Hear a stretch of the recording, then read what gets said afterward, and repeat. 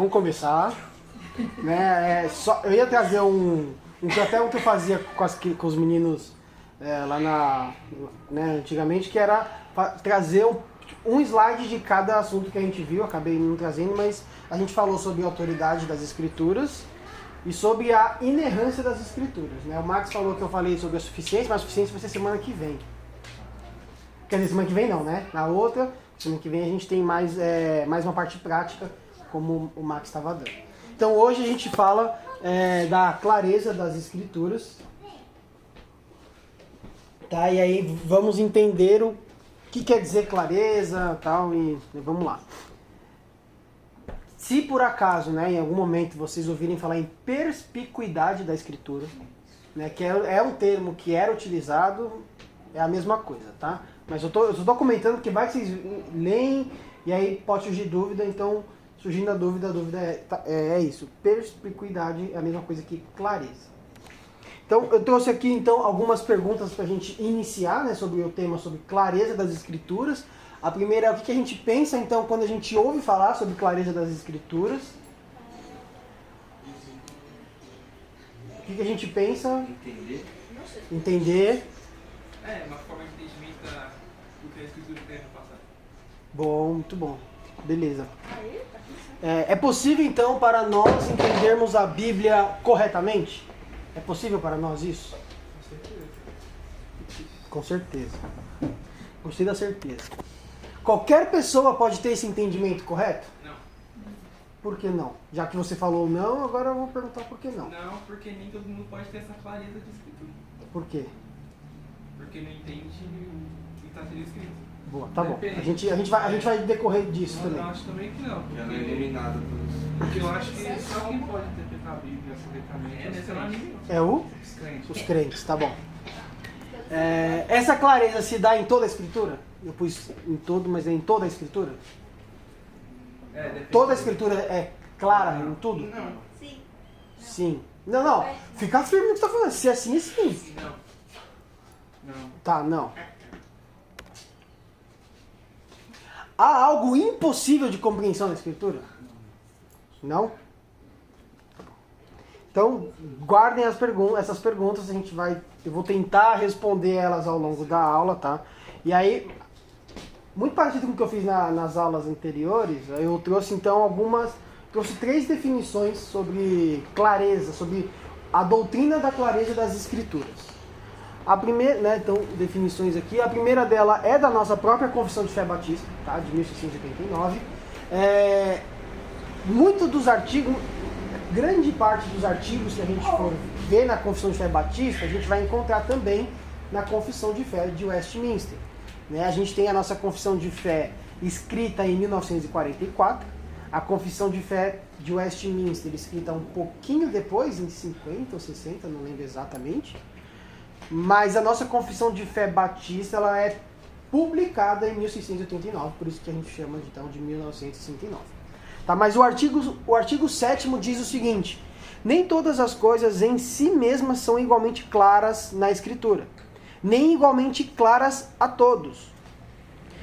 Ainda assim, aquelas coisas que necessitam ser conhecidas, cridas e observadas para a salvação são tão claramente propostas e desveladas em algum ou outro lugar da Escritura que não apenas os doutos, né, aqueles que os que estudam, fizeram algum tipo de faculdade, né, se aprofundaram nisso, doutos de doutores, mas também os indoutos, ou seja, os que não fizeram, né, no uso adequado dos meios ordinários, podem alcançar uma suficiente compreensão delas. Então, o ponto mais fundamental aqui é que aqui, basicamente, a nossa confissão, esse artigo da nossa Confissão de Fé responde praticamente todas aquelas perguntas. O que é importante aqui? Ela é clara em dizer, em afirmar que nem todas as coisas são claras em si mesmas, e nem clara a todos. Né? Então nem todos podem interpretar a Escritura. E aí o ponto importante também é que aquelas coisas que necessitam ser conhecidas, cridas e observadas, para quê? para a salvação são tão claramente propostas e desveladas em algum outro lugar da Escritura. O que ele quer dizer aqui? A Escritura ela conta a história da redenção, certo? A gente já viu, já comentou algumas vezes que os 4 pilares da Escritura é criação, queda, redenção e consumação. A Escritura é a forma como Deus decidiu se comunicar com a gente para mostrar o seu plano de redenção para o homem. Demonstrando como foi a criação, como se dá a queda, e a gente tem vários exemplos do que a queda fez com o homem. A gente tem todo o relato ali que se dá do homem mostrando isso, o que a queda gera no homem, né, o que o pecado faz.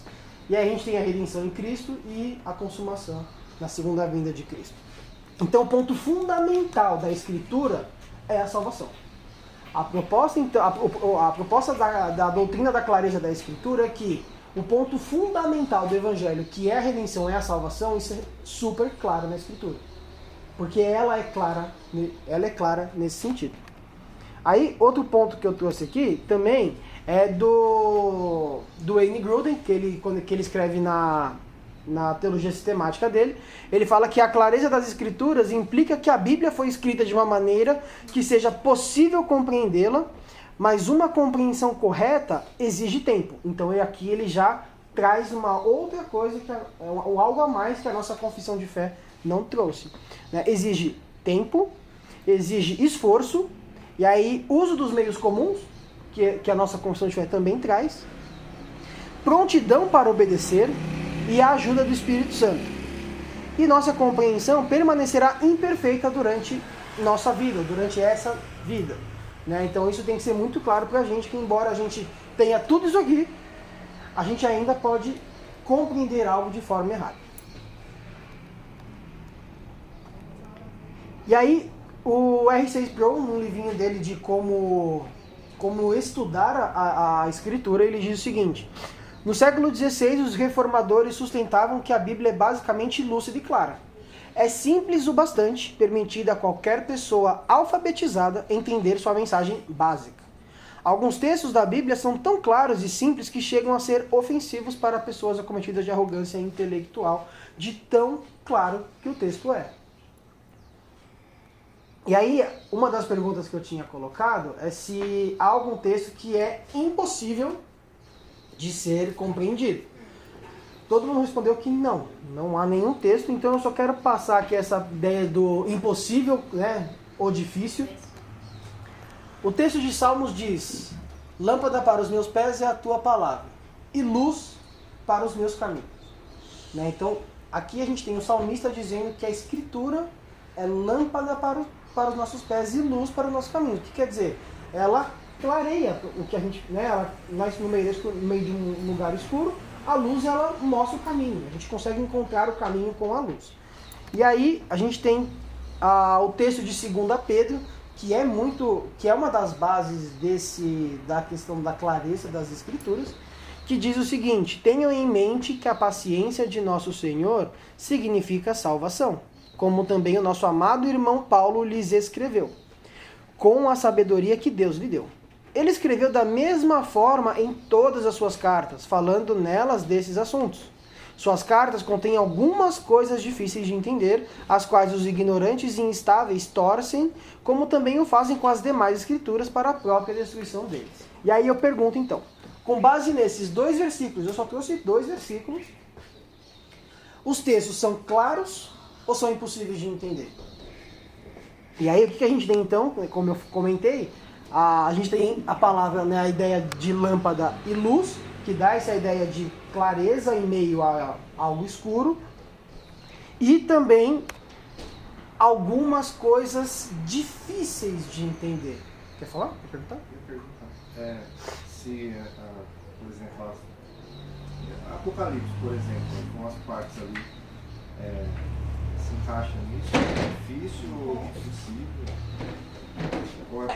É aí que tá. A Escritura, ela nunca vai ser impossível de ser entendida. Ela vai ser, em alguns momentos, em alguns assuntos, e Apocalipse é um deles, ela vai ser difícil de ser entendido, e aí tem, mais pra frente eu vou comentar tipo como se fosse um passo a passo, né, pra gente poder entender essa questão da dificuldade. Mas o ponto e aí pegando esse gancho do Apocalipse, entender o Apocalipse, ele é fundamental para a salvação?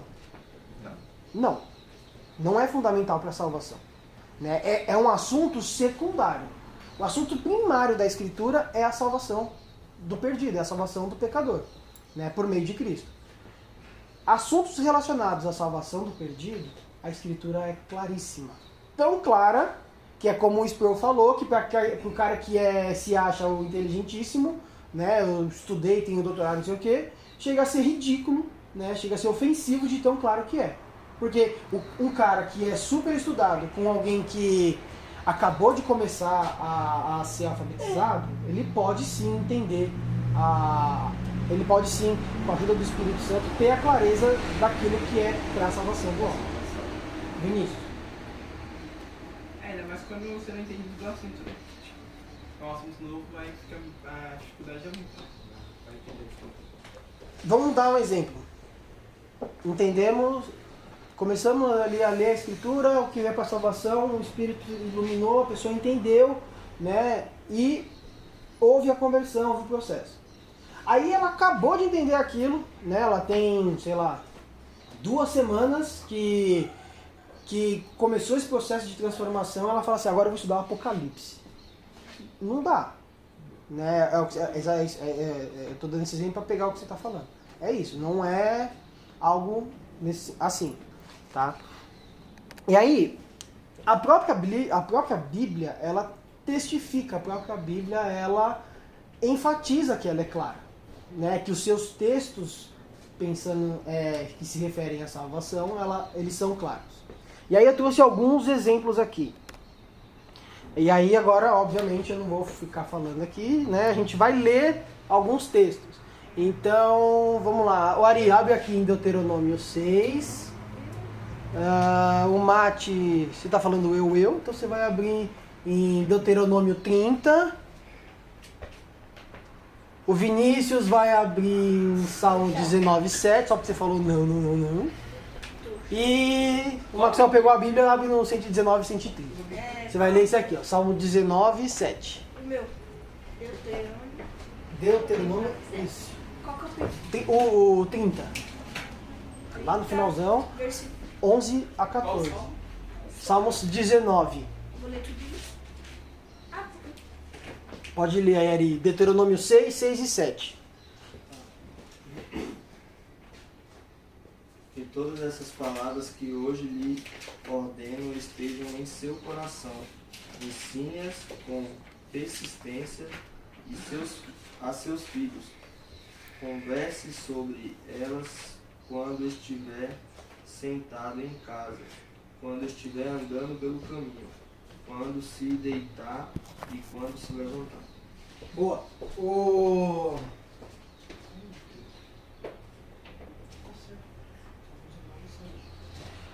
O que o texto que o Ari leu deixa claro? Né? É Deus falando assim, cara, que eu tô te... Tudo isso, porque o Deuteronômio 6 ele vem... ele é seguido de quando Moisés, dos 10 mandamentos, que está em Deuteronômio 5. Então, tudo que Deus está falando ali, ele está falando assim, ó, isso aqui não é algo difícil de se entender, porque eu quero que você é tão claro que eu quero que você ensine seus filhos. Eu quero que você inculque isso neles, ensine eles sobre isso. Então, esse é um ponto de mostrar a clareza que até uma criança pode entender o Evangelho. Até uma criança, se o Evangelho é pregado, ela pode sim, por meio do Espírito Santo, responder ao Evangelho. Leu 30. O que hoje lhes estou ordenando não é difícil fazer, nem está além do seu alcance. Não está lá em cima no céu, de modo que vocês tenham que perguntar quem subirá ao céu para consegui-lo e vir proclamá-lo. A nós, a fim de que lhe obedeçamos. Nem está além do mar, de modo que vocês tenham que perguntar quem atravessará o mar para consegui-lo e, voltando, proclamá-lo, nos fins de que lhes obedeçamos.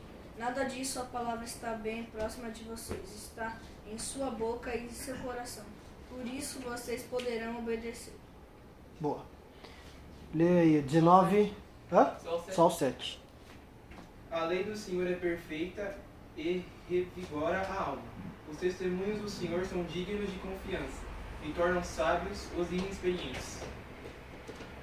A lei do Senhor é perfeita, revigora a alma, torna sábios os inexperientes. Então, até o inexperiente ele consegue, por meio da Escritura, ter a clareza daquilo que a Escritura está passando.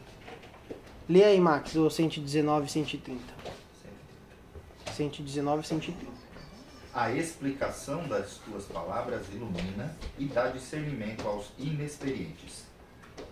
Aí o texto do Max, ele bate exatamente com o que o Marcos leu. Né? A explicação da tua palavra ilumina e dá entendimento aos inexperientes.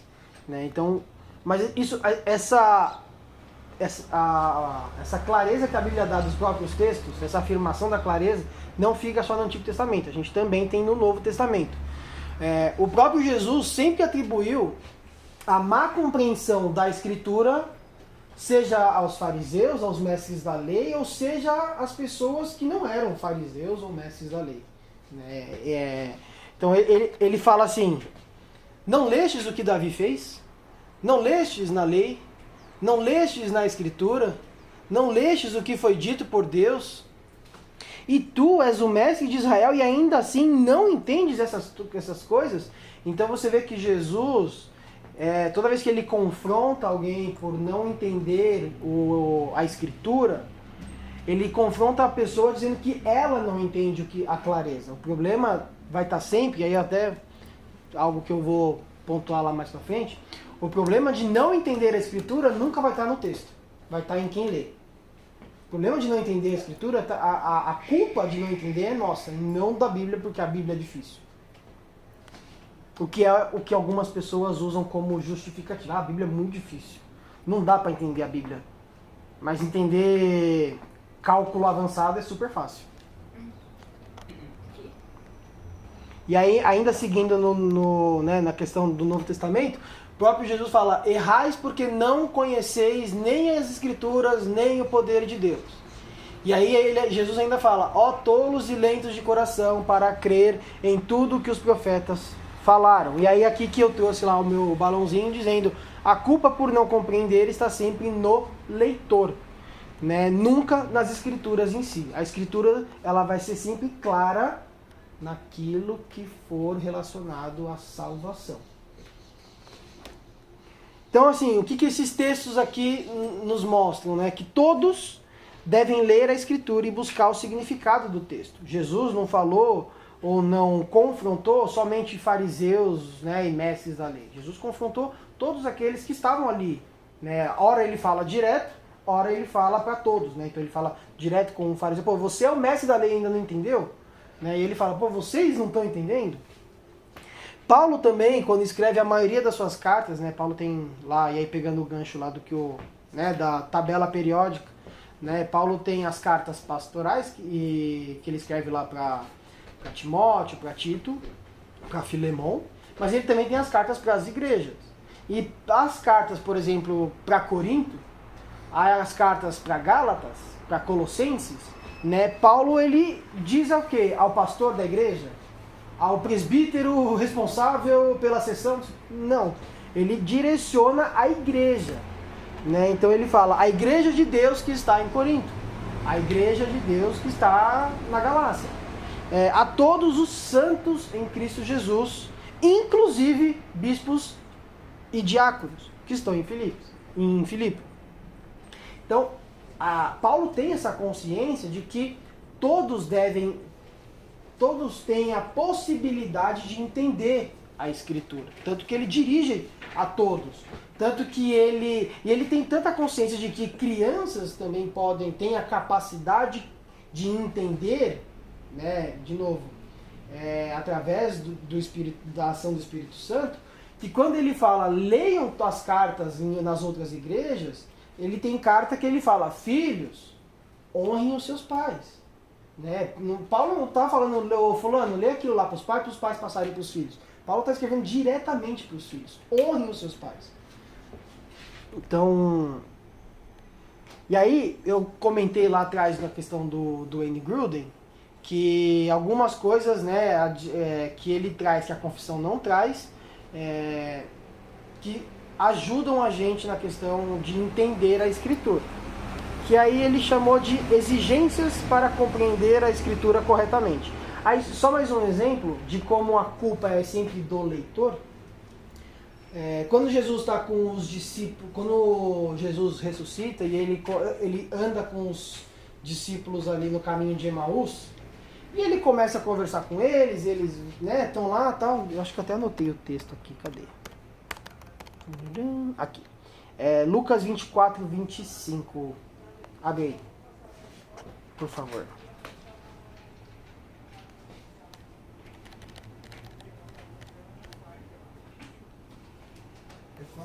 Lucas 24 e 25.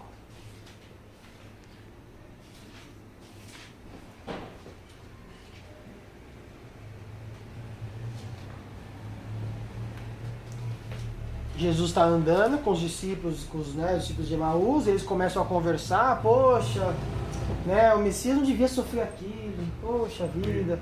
E aí ele fala, beleza, estou indo embora, não, vem com a gente, janta com a gente, tal.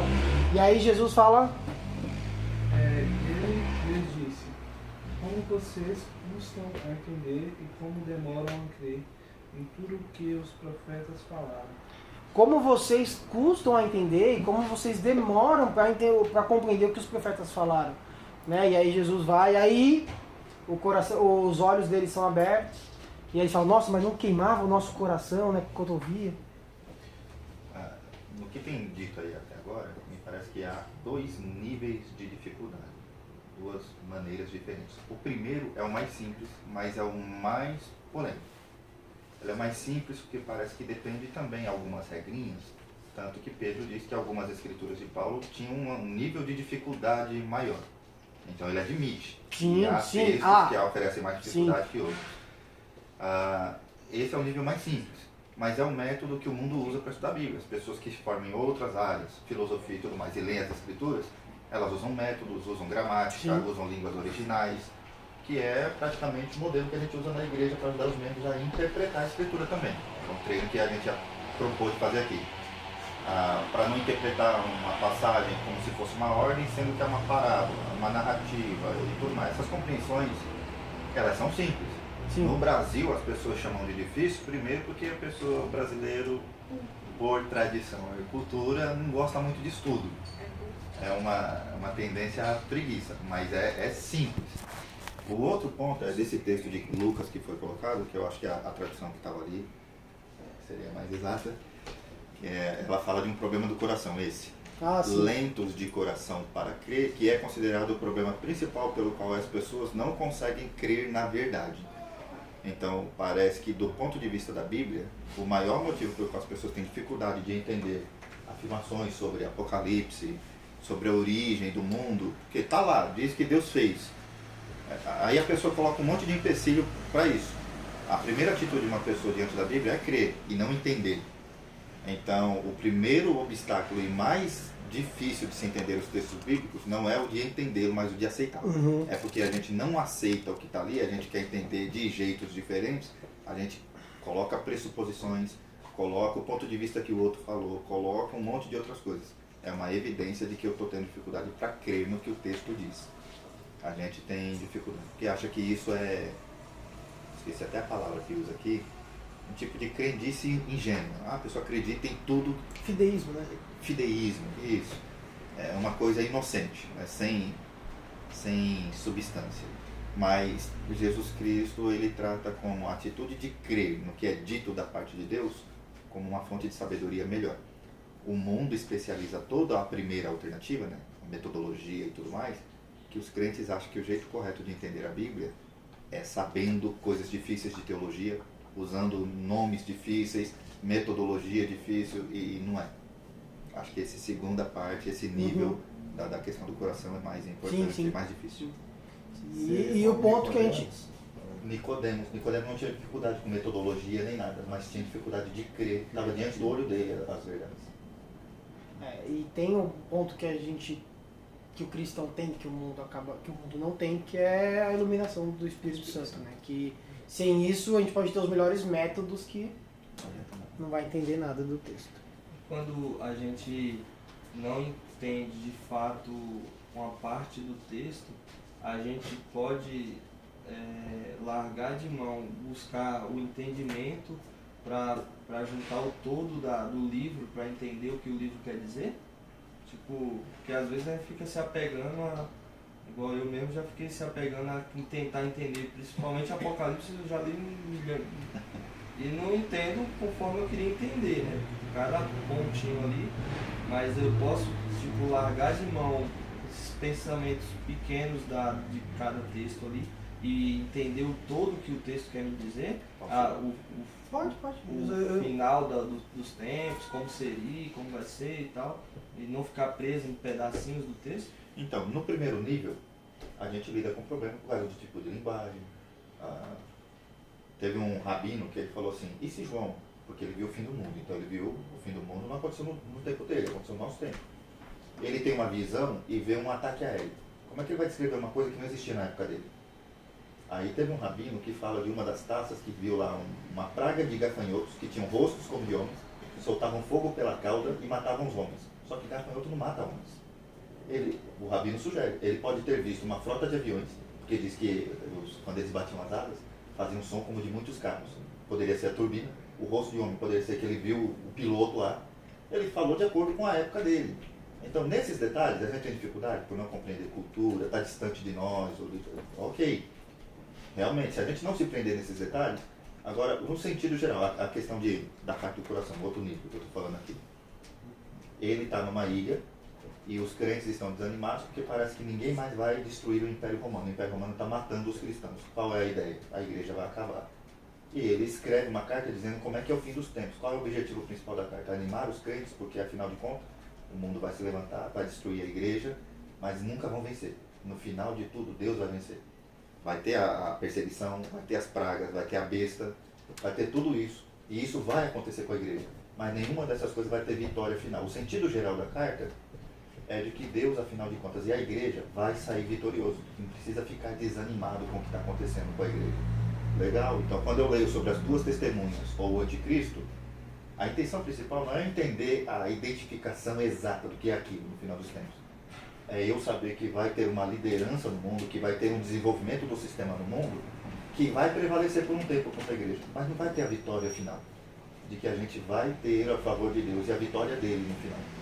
Esse deveria ser o ponto principal para eu acreditar no Apocalipse e me alegrar, porque a carta foi escrita para encorajar.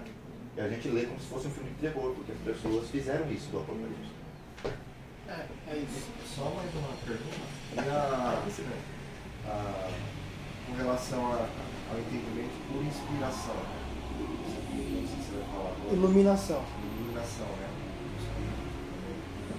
Né? Tem alguma.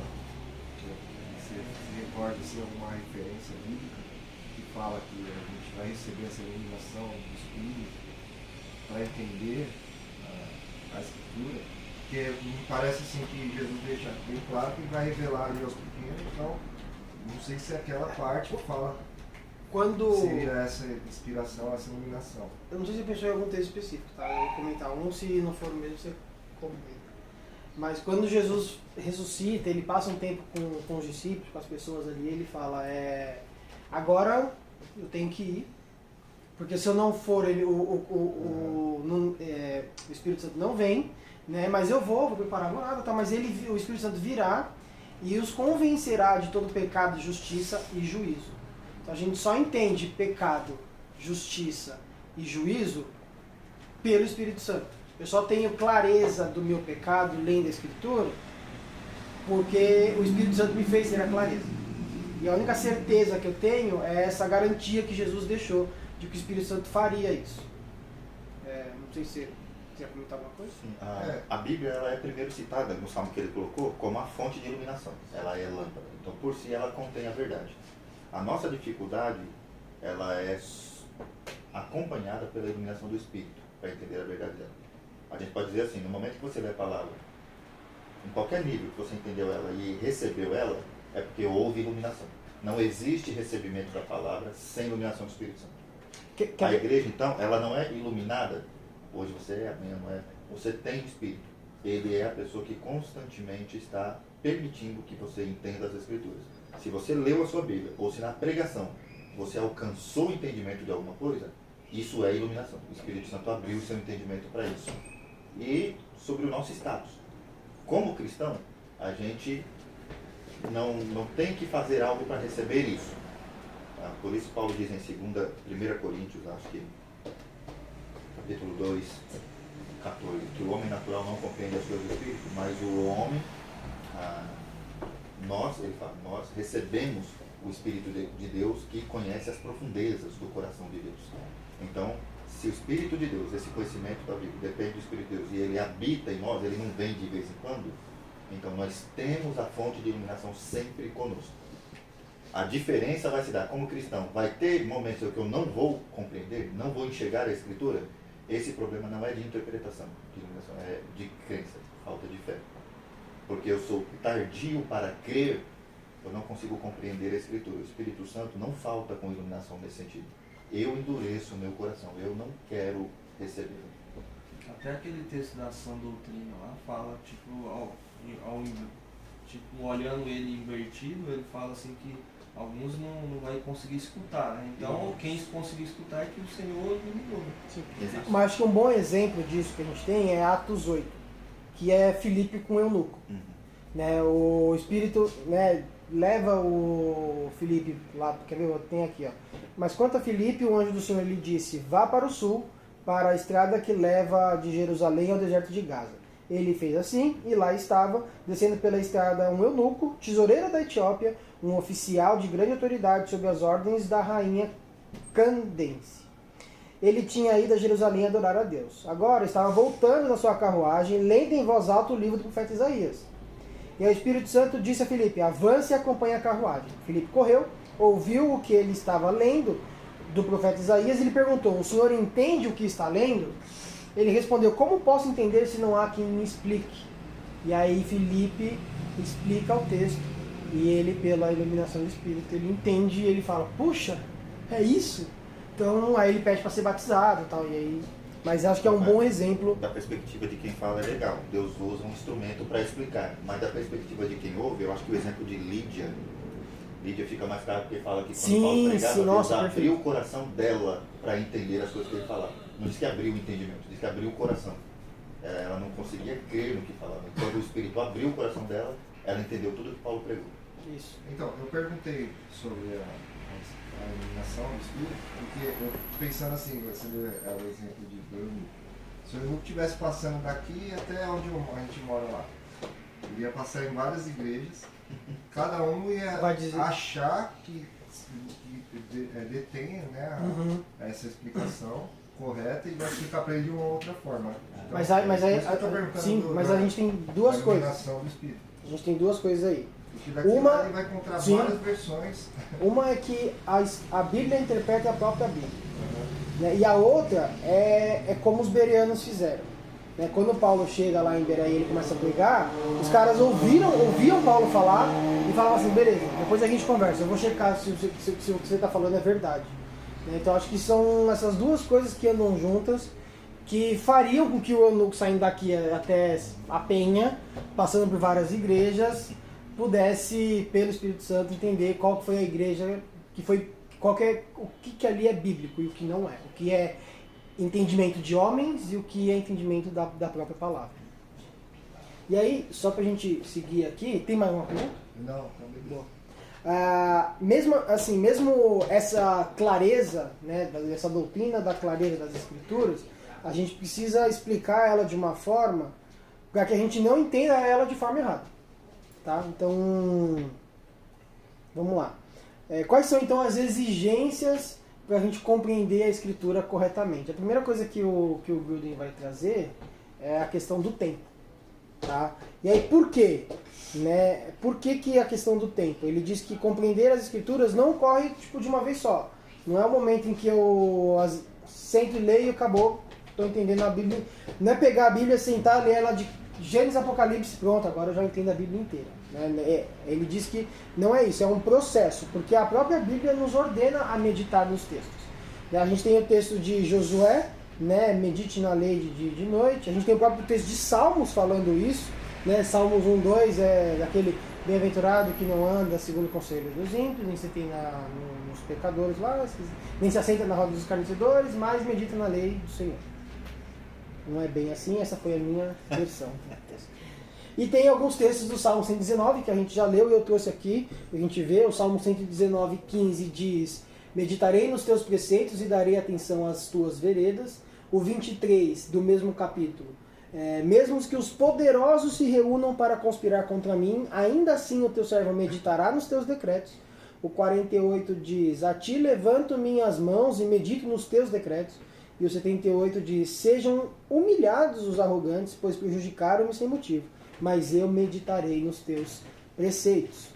Né? Então, a gente também tem, né, nessas repetidas orações do Salmo 119, também indicam que esse entendimento mais aprofundado da Escritura, ela também vem com essa meditação e com o tempo de meditação. Porque meditar não é a gente parar, pegar o texto e pensar nele 1 minuto. Né? Isso não é a ideia de meditar na Escritura. Quando ela diz meditar de dia e de noite, ou sempre meditar, é a ideia de constantemente. Não é que eu vou parar o dia inteiro e ficar lá naquele texto pensando, o dia inteiro parado sem fazer. Mas estar com aquele texto na cabeça, orando ao Senhor. Né? Então, alguém abre para mim aí, Salmo 119, 33.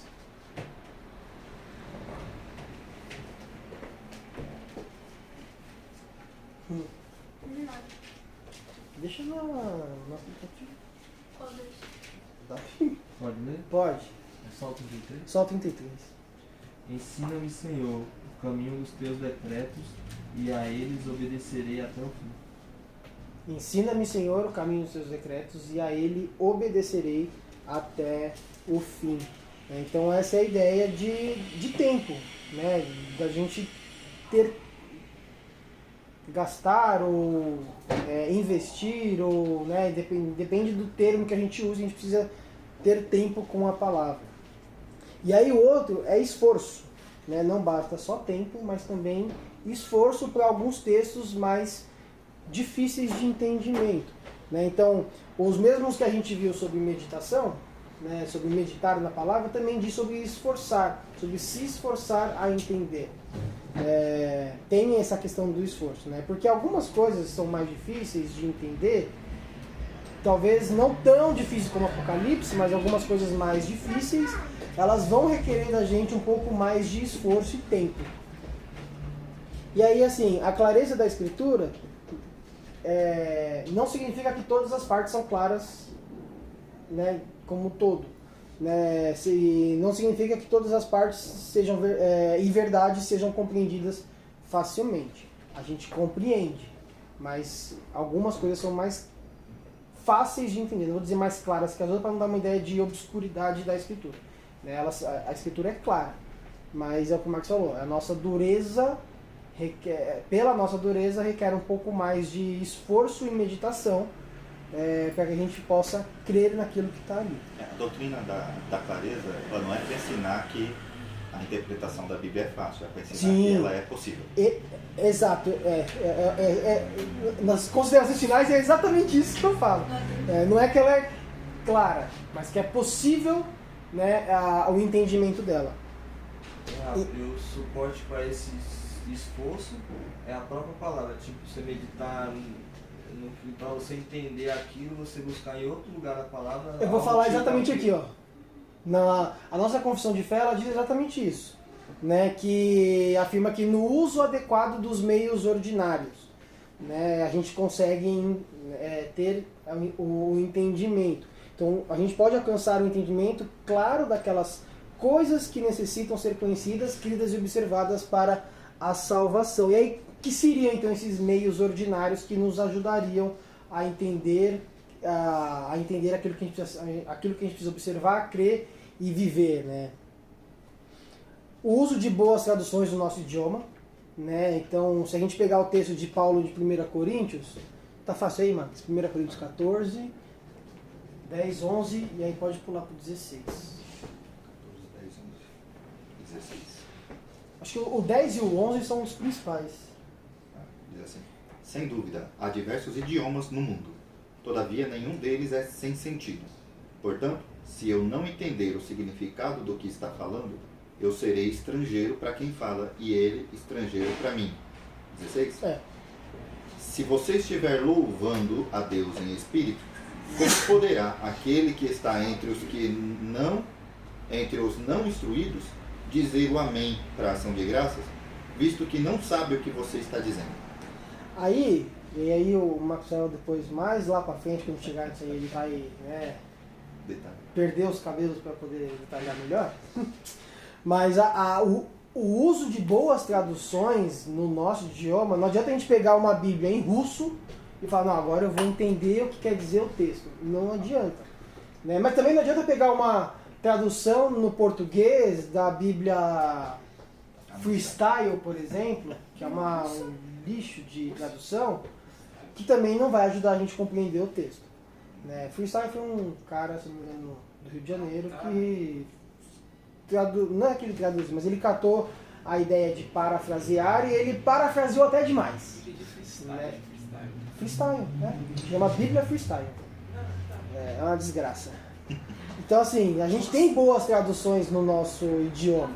Né? A NVI, o Max fala bastante das boas traduções. Né? NVI, Almeida Revista Atualizada, a nova tradução, a NVT, a nova versão transformadora. Né? Aí você tem algumas são parafraseadas, que é para entender de uma forma mais fácil o parágrafo, que é a mensagem, embora, né, para estudos, se alguém quiser estudar de fato ali não seja muito boa, mas para entender coisas simples, essa daí é uma boa versão. Então hoje a gente tem boas versões que se pautaram de bons materiais para fazer essa tradução. Né? Então esse é um dos meios. O outro seria ouvir os mestres da palavra, porque Deus institui esses mestres da palavra. Então, como a gente aprende mais sobre o texto de 1 Coríntios capítulo 1, versículos 30 e 31. O Maxwell deu um bom exemplo hoje para a gente poder aprender um pouco melhor do que o texto está querendo dizer. Né? Ler o texto, a gente entende o texto. O texto ali é claro. Mas ouvir aqueles que Deus levantou para explicar e aplicar o texto também nos ajudam a entender o texto. Outro ponto, esses pontos que eu estou colocando aqui são pontos que o Wayne Grudem colocou na teologia sistemática dele. Tá? Eu só dei uma compilada, porque são umas 20 páginas só de clareza da escritura. E aí ele fala da questão de ler comentários quando disponíveis. Então a gente tem excelentes comentários, no sentido... eu vou comentar no próximo. A gente tem excelentes comentários disponíveis hoje em relação aos textos bíblicos, aos livros, né? Às vezes comentários até em formas de devocionais. Spurgeon tem alguns nesse sentido. O outro é estar ciente da sabedoria presente na história da interpretação da igreja. Então eu junto esses dois aqui. Quando a gente olha para trás da história da história da igreja, e a gente vê os puritanos, a gente vê os pais batistas, né? A gente vê os pais da igreja no século IV, a gente tem bons comentários bíblicos já. Então não é olhar e falar assim, não, tudo que foi para trás aqui não vale de nada. Não, é saber dar valor a essas coisas. É olhar um puritano, um pai batista e saber que Deus iluminou eles com o Espírito Santo para que eles fizessem, para que eles comentassem textos e trouxessem mais clareza no texto. E aí ele diz mais outros dois aqui, que é buscar a compreensão em comunhão com os outros irmãos. Então é assim, irmão, eu estava lendo aqui o texto aqui, e eu entendi isso aqui, o que você acha? Né? Faz sentido, não faz? E aí um ponto que eu já levanto aqui, que eu aprendi isso no seminário, é quando você lê alguma coisa da escritura, que você, sei lá, procurou na internet, falou com alguém e ninguém nunca teve aquela interpretação, cuidado. Cuidado, porque se só você, na história inteira da igreja, em 2000 anos de era cristã, só você teve aquela interpretação, então muito cuidado, porque você pode estar muito errado. Né? Então, A igreja emergente se baseou nisso. Né? McLaren, que é um dos criadores da ideia emergente, aquele Brian McLaren, pelo amor de Deus. ele afirmou que hoje, com as ferramentas modernas que tem ali, elas são úteis. A gente alcançou um grau de entendimento do evangelho que a igreja não tinha antes. Então a gente consegue compreender a verdade do jeito que o resto da igreja em 2000 anos não compreendeu. Agora é possível falar de igreja verdadeira. Antes não. E segundo esse... Mas aí hoje nós escutamos a pregação, a sabedoria do mundo, a sabedoria do... E segundo esse Brian McLaren aí, ele afirma que, uma das afirmações dele, é que homossexualismo não é pecado. A Bíblia, ela erra em afirmar isso. Então você já dá pra entender pra onde o caminho de um cara desse vai. Se o passa por ele, Hã? o caminho... Então, se o Eunuco passa por ele, pelo amor de Deus, tá? Só lamenta. E aí, assim, as ferramentas modernas que a gente tem hoje, e que a gente, né... E aí, de novo, é aquele... Calma. Se o passo a passo para a gente ir se aperfeiçoando na entender o texto. Que seriam concordâncias bíblicas, né? De novo, o texto interpreta, a Bíblia interpreta a própria Bíblia. Então a gente nunca vai poder falar que um texto fala uma coisa e um outro texto do mesmo assunto fala uma coisa diferente. Aí eu trouxe até um exemplo no final para a gente poder pensar um pouquinho. Léxicos, né? Então dicionários de grego e hebraico, já que a Bíblia foi escrita em grego e hebraico, gramáticas, fontes que tragam a parte histórica do contexto da onde foi escrito o texto ou do autor, né? Isso são ferramentas que nos ajudarão cada vez mais. E aí, de novo, são os níveis, né? Você quer se aprofundar, aí você começa a se aprofundar nesse sentido. Mas o cristão, ele consegue tranquilamente, sem essas ferramentas, com a iluminação do Espírito Santo, com tempo, com meditação, entender a Escritura.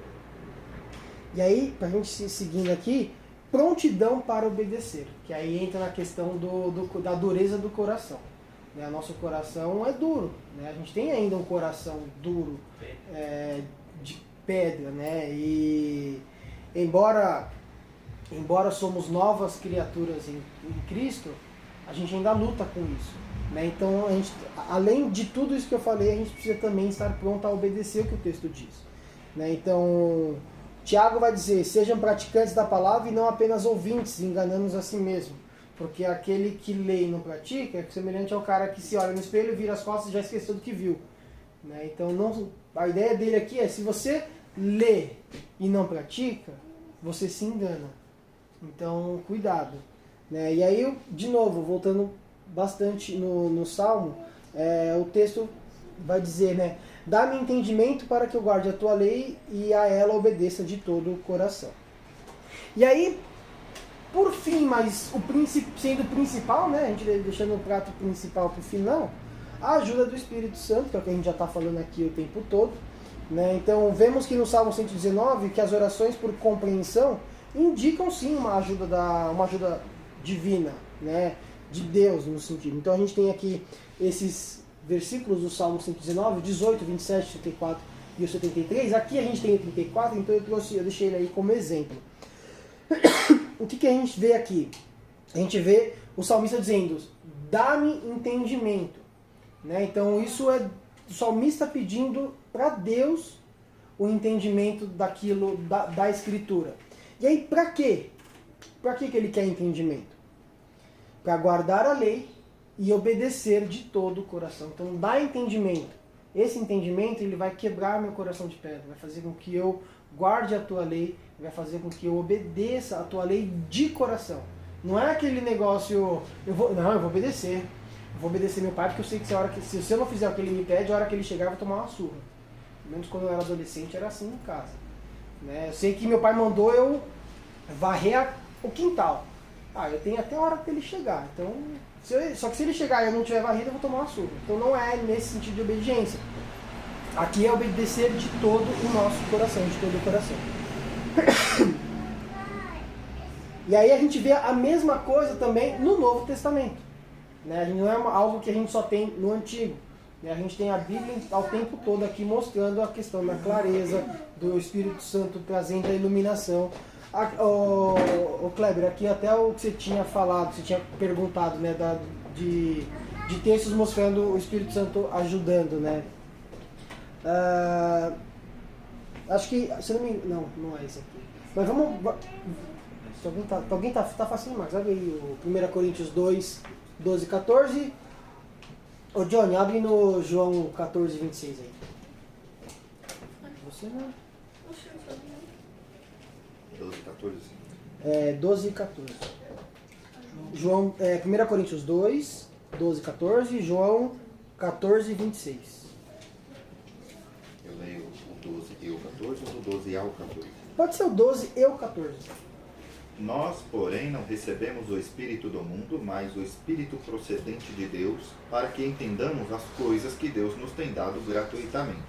Quem não tem o Espírito, não aceita as coisas que vêm do Espírito de Deus, pois lhes são loucura, e não é capaz de entender, porque elas são discernidas espiritualmente. Esse ponto aqui eu acho que ele mata essa questão aí, né? O próprio Espírito que dá a clareza, que dá a iluminação para que a gente entenda o texto bíblico.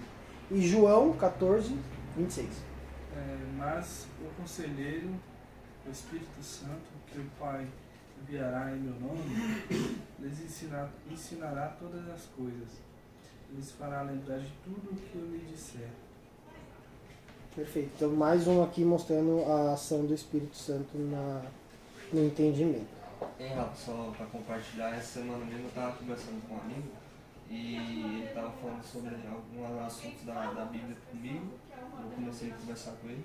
Aí eu falei para ele que ele tem uma mente boa, tipo uma natureza humana, que é a sabedoria que o Senhor deu a ele, boa, para ele vai num lugar e ele grava o lugar. E eu tenho que ir 10 vezes no lugar para gravar o lugar.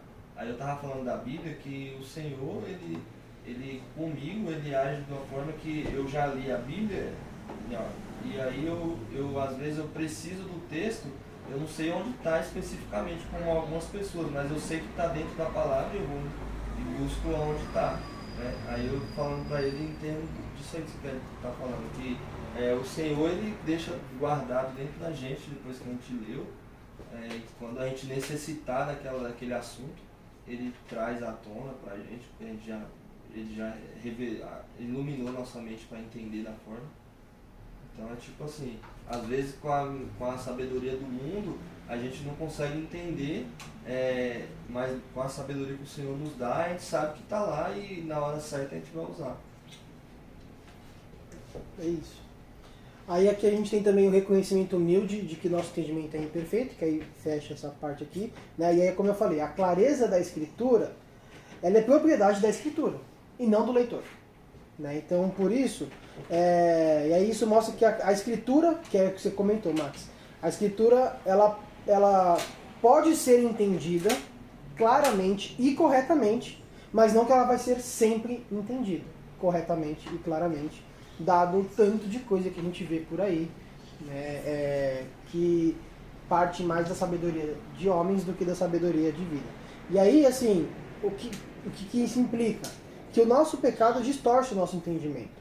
E o nosso entendimento ele é parcial porque somos finitos. Isso nos leva a quê? Estamos suscetíveis a alguns entendimentos equivocados. Né? Estamos suscetíveis por conta do nosso pecado. Mas sempre dependeremos do Espírito Santo para nos dar iluminação e entendimento. A gente nunca pode achar que por nós mesmos, não, eu já entendi alguns textos aqui, acho que eu consigo seguir e entender mais alguns. Não, a gente nunca vai conseguir fazer isso por nós mesmos, a não ser pelo agir do Espírito Santo. E aí, assim, tem 3 objeções aqui que fazem em referência a essa doutrina da clareza das Escrituras, né, que é o liberalismo teológico, né, que afirma que a Bíblia não é palavra de Deus, e sim uma coleção de testemunhos humanos a respeito do que Deus fez nas pessoas. Né? O outro é uma hermenêutica pós-moderna, que segue essa ideia que o Max falou, desse Brian McLaren aí, que é McLaren, não sei, acho McLaren. Que é isso. McLaren. Que eles dizem que não existe verdade absoluta, Nem há um significado único no texto, então o texto pode dizer diversas coisas. E aí esse é o ponto chave. Se a Bíblia interpreta a própria Bíblia, para eles quem dá o significado do texto é quem está lendo. Então eu posso tirar o que eu quiser do texto, né, e ignorar todo o restante. E é o que muitos fazem. No exemplo que eu vou trazer, a gente vai entender um pouco melhor. E o outro é o ensino da Igreja Católica Apostólica Romana, que foi assim, o divisor ali para os reformadores de fechar nessa questão da clareza da Escritura, porque para eles a interpretação correta precisava vir do Sagrado Magistério. A ideia deles, a ideia da Igreja Católica era que para que o agricultor precisa ler, se ele pode ir lá na homilia do padre lá e ouvir a homilia dele em latim. Por que ele vai ler a Bíblia em latim? Não precisa aprender a ler. Né? Se souber a ler, né? Então era ruim isso para eles. E aí aqui assim, isso aqui é uma citação do livro do Paulo Anglada, que é o Sola Escritura. Ele fala o seguinte: o que a Igreja de Roma tem dificuldade para compreender é que, apesar das reconhecidas barreiras linguísticas e históricas, o maior empecilho para a compreensão das Escrituras não é linguístico ou cultural, mas é espiritual. O maior impedimento exegético não está na gramática ou na compreensão do contexto histórico, mas na natureza pecaminosa do homem. A dificuldade maior não se encontra no livro, mas no coração do leitor. E aí ele não para essa crítica dele somente na Igreja Católica. Ele critica também algumas missões evangélicas, porque acham que a barreira que tem com as pessoas que nunca ouviram o Evangelho é cultural, ou que é uma questão de língua. Não, a gente precisa ensinar a pessoa aqui a falar o tupi lá do indígena, porque ele precisa ir lá aprender. Obviamente tem uma questão de língua, mas por mais que ele aprenda a língua e vá para lá, não é isso só que vai fazer a pessoa entender o Evangelho, mas sim a dureza do coração. E aí então algumas considerações finais de tudo do que a gente falou, que é bastante coisa. O cristianismo bíblico, né, bíblico ali, ou é meio uma redundância dizer cristianismo bíblico, porque o cristianismo é bíblico. Ele não é uma religião esotérica, não são símbolos ocultos, né, coisas que precisam de um guru que vai chegar lá e falar: para você viver feliz você tem que bater a mão no cotovelo. Né? Não é um negócio assim, tipo, escondido através de símbolos, precisa de alguma coisa nesse sentido. Ele é muito claro. É desejável e mesmo necessário que cada crente tenha acesso à Escritura. Esse foi o maior desejo dos reformadores, dos pré-reformadores. A gente tem pré-reformador traduzindo a Bíblia, né, pro inglês. A gente tem Martinho Lutero traduzindo a Bíblia para o alemão, e não é um alemão sofisticado, é o alemão do povão. Né? O próprio grego koiné, que foi escrito, já é um grego povão, né? Então o Martinho Lutero já traduz também para um alemão povão. E graças à reforma e esse pensamento de que todo mundo precisa aprender a ler, o índice de alfabetismo pós-reforma foi absurdo. Absurdo. E a gente vê hoje a quantidade de pessoas que a gente tem no Brasil de alfabetizados, né, comparando com analfabetos. Isso tudo é graças à reforma protestante. Um crente piedoso, ele pode compreender melhor o sentido e o significado da passagem bíblica, de passagens bíblicas, mas quando cristãos discordam de algum ponto da Escritura, o problema não está no texto, mas está nos dois que discordam.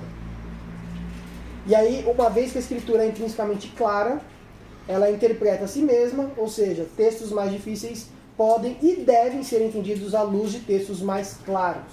E aí eu trouxe um texto aqui, que é o exercício que eu queria fazer, embora seja para o meio-dia, que é o texto de 1 Pedro 1 e 2, que muitas pessoas usam para dizer, né, que Deus salvou fulano porque previu que aquela pessoa creria em Deus.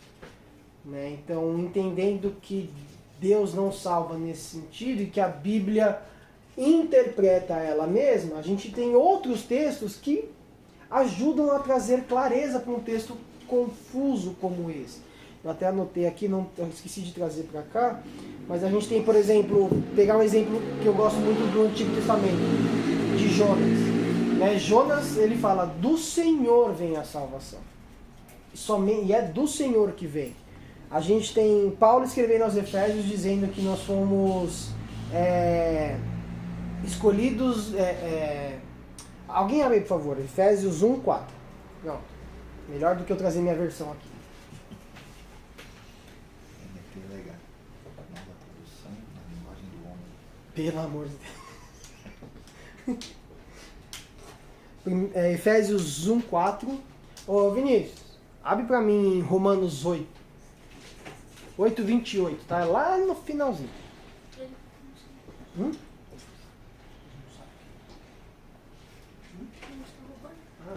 Ele acha.